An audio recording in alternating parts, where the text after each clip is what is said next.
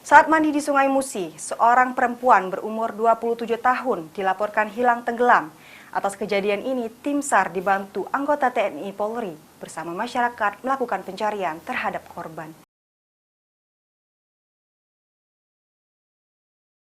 Perempuan berumur 27 tahun warga desa Gajah Mati, Kecamatan Sungai Keruh, Musi Banyuasin, hilang tenggelam saat sedang mandi di Sungai Keruh bersama 3 orang temannya.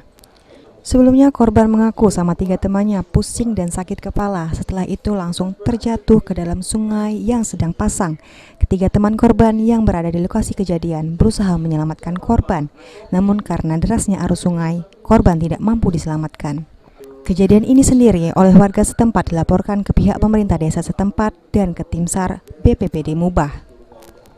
Mendapat laporan itu, tim SAR BPBD Mubah dibantu anggota TNI Polri dan warga langsung turun ke lokasi kejadian dan melakukan penyusuran di lokasi kejadian.